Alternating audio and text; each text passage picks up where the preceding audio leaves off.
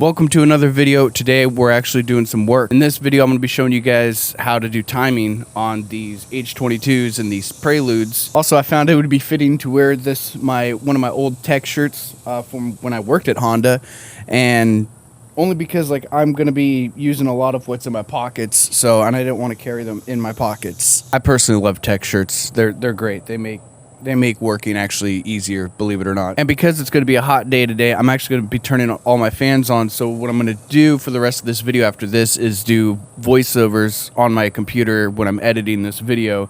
That way all the instructions I give you guys is super clear, and I'll show you guys with my laser pointer of what needs to be done. Now, before we start this video off, here's some tools that you're going to need. I have a lot of my tools out right here, but the main tools that you will need is a 10mm, a 12mm, a 14mm for pretty much everything in the motor, and you'll need a 19mm for the crank and wheel lugs. And of course, you'll need some ratchets and breaker bars, and that is all the necessity stuff that you will need for this job. A side note, to make this job easier, some power tools is an electric ratchet, impact, a high torque impact, extensions, and some wobble sockets, and a low pro ratchet and wrenches. And so for the first step here, you want to disconnect a battery, because you're going to want to disconnect the alternator wiring, and you want to disconnect the battery for that because you don't want that to be a live wire and possibly create a short. Then you want to take your wheels off, or wheel off, on the driver's side, so you have access to the crank pulley or harmonic balancer, if that's what you call it as well. And so the first thing I start with is removing the power steering pump. Now, I don't take it completely off. I do disconnect the lower hose there that goes to the reservoir. I just kind of move that to the side. You can pinch it off if you want so it doesn't leak. And right here, I'm just going to take off the valve cover. It was already pretty much disconnected when the car was brought to me, and then just move the power steering pump. And this way I can get to the alternator, which I point out here to all the bolts and everything that you need to get to. This particular vehicle was missing the top alternator bolt when it was sent to the shop previously for the head gasket work, which is exactly why I'm working on this car today, is because they messed up timing. So I found that out, and by inspecting it, and was able to let the customer know that I can just adjust it. We can get it fixed. I did have them buy a new timing kit just in case, but we're going to go ahead and return that since it just needs adjustment. Side note right here, they also stripped out the bolt to the bottom half of the alternator, or I guess the lower bracket, and now I have my pry bar and hammer because I got my wrench stuck because it's stripped, and now it's at a weird angle and I can't get it out. So I'm just fighting it here. And I remember I was getting a little irritated about this. This is like, look, smacking. I was fighting for my freaking life here. It was horrible. But anyways, moving on. Right about here is where I got my wrench off, and then I decided, you know what, I'm going to use my little stubby ratchet and 12mm, and I was able to fit that on there and was able to get it over the stripped part and just get it to break loose. So lucky there, because that would have been a headache to deal with. And right here, I'm prepping the motor to take off the motor mount. So I'm getting the jack underneath the oil pan with the piece of wood so I don't damage it, and get that rested on there so I can pull the motor mount off. The first part here is to zip off the two bolts that are connected to the motor, and then there's 3 bolts holding the mount in itself, and I just take it out as a complete assembly. It's a lot easier that way. I took off the center mount because I totally forgot how Hondas work. And anyways, it's not a big deal. I just have to spend time realigning it, which I did. Now this next part, we're taking off the harmonic balancer. And for this is why I recommend a high torque impact. These bolts are on there. A high torque impact can get those off super easily. And there's 3 bolts for the lower cover. Here's 2 that's visible. One is on the left side up a little bit. Couldn't show that with the laser pointer, but here I ended up taking off the power steering pump and moving it, like I said earlier, if you wanted to pinch the line off. I think I said that, I don't remember, but that's what I did. I took the line off and just moved out of the way. You can see a little bit of power steering fluid on the AC line, and here I am just working at getting the rest of the motor mount bracket off to have more room to do the adjustment on the timing here. Also moved the alternator entirely out of the way. It was making it hard to turn the ratchet in there, so I just removed stuff just to make it easier on myself. All right, so here we're going with getting the tensioner pulled off, the first part of it. This tensioner just holds the belt in between the front of the crank gear and all that, and I'm just kind of showing how to time it right now. So you want to make sure it's in time before pulling the timing belt off. Otherwise, you'll have a very bad day. And so I'm showing you here. There's the first way I showed you is in the front. This way you can look at the back of the cams here. They should be pointed directly up. One's off right now. That's what we're going to fix. And then there's a third way, and I show you that here momentarily. But before I explain that, like I said, I'm just going through looking at the gear, make sure the gear is pointed directly up as well, which it is. That's in time and everything like that. So moving on to the third way to show you here, if you check in this inspection hole in the back of the transmission where the laser pointer is, that tab right there, it should line up with a marking, and that marking will also tell you you're at top dead center. So with these H22s, there's 3 different ways you could check timing, and with this inspection hole you could check timing before pulling off any of the covers to inspect the crank. All right, and here we go with taking off this first tensioner. So I'm just trying to get a wrench on there. Like I said, this is a really tight fit. I use a lot of wrenches for this just because it's easier on me. That's how I looked at it. It was just easier on me. So it's a 10 millimeter for that. And then it's a 12, I think, for the center bolt in between that goes through the tensioner.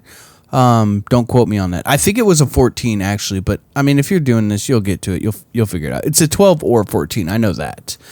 But once you have that off, we'll move on to the actual timing belt.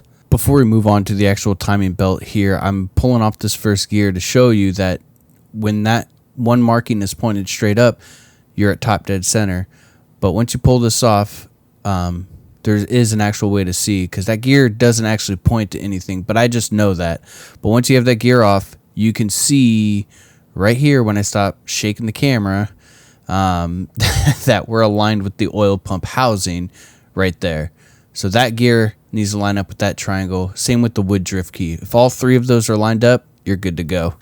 I'm a little out of focus here. That's my bad. But anyways, now that I have it in time and everything like that, what I'm taking off here is the auto tensioner. And I just do that because it makes it a little easier on me. I don't know. I like to make things as easy as possible. Even if I have to take more stuff off beforehand, I just do it. But essentially all you need to do is loosen up the center bolt that goes into the tensioner and the bolt to the right of that. That's a little offset upwards, and that way you'll be able to loosen up the tension on the timing belt and be able to take the timing belt off like we're doing right here in this clip, where I'm literally just taking the timing belt off here. Everything's aligned, so I don't need to worry about that. Everything's in time, I should say, not aligned. That's not proper etiquette in this situation. I don't know who called me out on that, but I'm sure somebody would. If this video ever gets more than, 600 views, maybe, I don't know. But yeah, there you go. And right here in this part is I am simply just adjusting this for the customer. Like I said, I went through everything. I inspected the water pump. It spins normally, so it's working.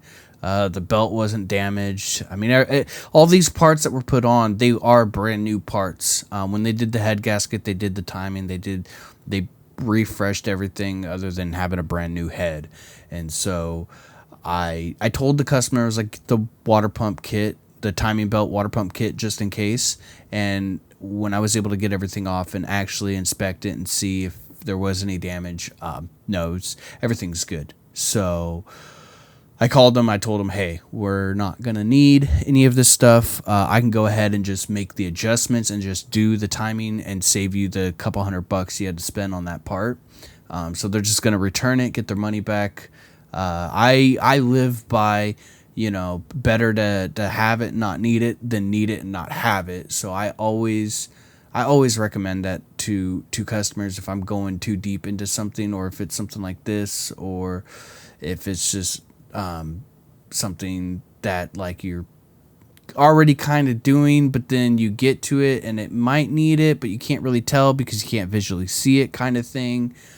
So there's like a lot of situations for that, but essentially, yeah, I'm here going back and forth checking the cam timing, because that's where the issue is. Timing everywhere else is solid.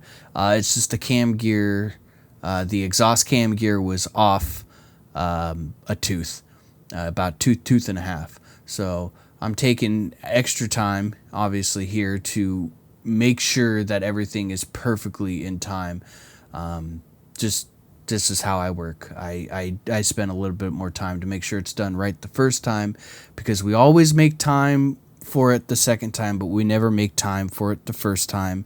And I'm trying to live by that to do better work. All right, so I got my rant in, but here we go. Those gears should be pointing straight up, and those markings should be pointing at each other, and that's how cam timing is done on those. The last and final thing you want to do before putting everything back together in reverse order is preload the tension, which is exactly what I'm doing here. And what you're going to want to do for that is turn it counterclockwise, roughly 3 to 4 teeth, and then tighten up the tensioner. And you'll have to preload the belt that goes onto the crank gear and the other two gears. And to set tension for that, you just want to push down on that tensioner and then tighten that one up, and you'll set the tension for that as well. Bonus content. So if you're dealing with the auto tensioner and you plan on reusing it, I was lucky enough that in the new kit it had this clip. There's a maintenance bolt at the bottom of it. You take a small flathead and you can turn it, I think it was clockwise, and it would start retracting the tensioner. Now, I was having an issue here because obviously, look, it wasn't really working out for me, and I don't have a vise. This would be great if you had a vise, but here shortly, I just kind of moved to the ground and pushed it on the ground. Try to put the retainer clip on it and then push it to the ground here, and that way I was able to get it on and slide it on. And with that clip on, it's super simple to put it onto the block, put the two bolts in to hold it, and then just leave it there until you're ready to tension the timing belt. I know a lot, if you're replacing the belt, you're going to get a new one that has the retainer clip and anything like that already. But I feel like this would be good information for anybody who is planning on reusing the old one. All right, yeah, I almost forgot that last step there. So, shit. But anyways, don't forget that to set tension on these, have the tensioner loose. It's that one flat bolt, 14 millimeter flat that sits in the upper corner. Back it off, go to the crank bolt, rotate it counterclockwise, 3 to 4 teeth, and then you'll set tension, make sure it's super tight, and then tighten the tensioner bolt, and then do rotate it clockwise and make sure that the tension stays. I totally did, started like hooking everything up, testing everything, and then it was like super loose still, and I was like, that's weird. If you don't set tension, you will jump timing. So don't forget that. That's the most important step about this whole thing, because that will ruin all your work. But that's going to conclude this video. To put everything back together, just put it all back in reverse order how you took it out. I know it doesn't seem like I'm super organized, but this is organized for me. Everything is in a little pile. It makes sense to me. But if you found this video helpful, go ahead and subscribe to the channel for more, and I'll be doing more stuff like this and other things. And if you liked the video, give it a thumbs up, and I will see you guys all in the next one. It's hot. I'm gonna go turn my fans on. You guys all have a good weekend, and I will see you next time. Okay, bye-bye.